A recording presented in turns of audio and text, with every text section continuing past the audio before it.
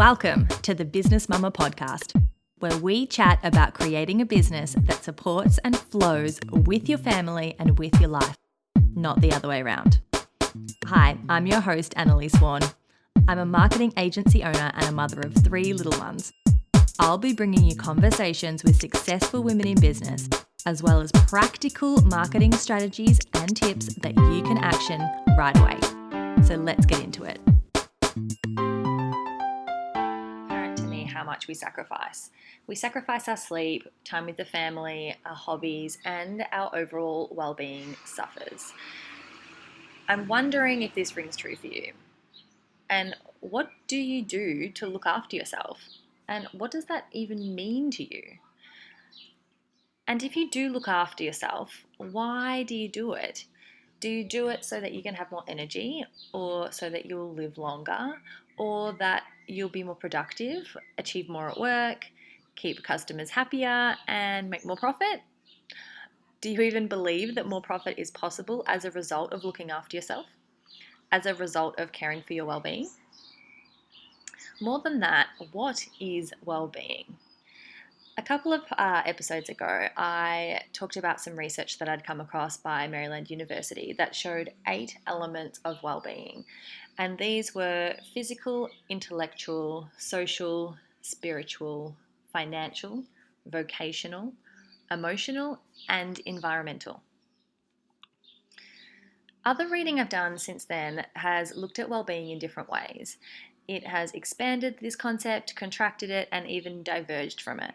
And overall, it's led me to think about well-being in 3 areas: mental, physical, and professional. I think that every area can be squeezed into one of these 3 elements. To me, good mental well-being is going to incorporate a whole host of complementary areas.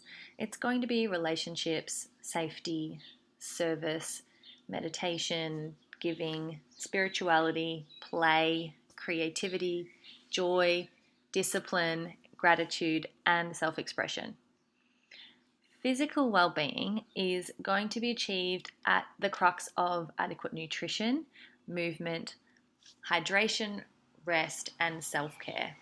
Here I'm using the term self-care to refer to external physical maintenance, things like moisturizing your body and exfoliation and that kind of thing. Generally, what I see in small business owners is that mental and physical well-being are sacrificed in pursuit of professional well-being. But in truth, each area is intertwined, and I don't think that we can achieve complete well-being in one area if the others are suffering. My friends and colleagues in corporate careers often have different priorities. Their physical health and their mental well-being outside of work might be flourishing, but inside work, their mental state and professional well-being are compromised if it's a job that they are not enjoying.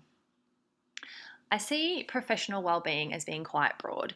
To me, it really encapsulates having financial stability, or at least adequate financial compensation and the ability to live below your means, and healthy relationships within work, great leadership, and vocational fulfillment. Vocational fulfillment, I think, is achieved at the intersection of proficiency and passion. So doing work you love, work you're good at, and work that people are going to pay you for. I can also see professional well-being from the eyes of the business owner, and in this case, it relates to the well-being of your actual business. So here I'm talking about, does your business actually run well? Does it run to its full potential? Are the systems that you have in place serving your company? Are your operations structured and optimized? Is your marketing on point? Do you have brilliant people? Is your cash flow steady? And are you putting profit first as your first priority? These, I think, are the things that keep small businesses small and their owners up at night. By hearing these descriptions for each element, I'm sure you can understand already how intertwined and holistic they are. For example, if you're anxious about your cash flow, then your mental state is far from rest. If your physical body is lacking energy, then you're probably not going to perform at your best intellectually at work. And if you're experiencing conflict in your close relationships, again, you're likely to be distracted. This interlinked system works in reverse as well with a positive feedback loop. So if you move your body for 30 minutes, even maybe 10 minutes, you generate more energy, and the positive impact is on your mental state of mind. Another example is if you finish a complex project at work, then you're going to feel more confident and again, positively impact your mental state. If you spend some time in meditation, you're likely going to be more focused and more present at work. And lastly, if you're feeling good in your body, you're likely going to want that feeling to continue, and you're going to then keep doing the things that got you there in the first place.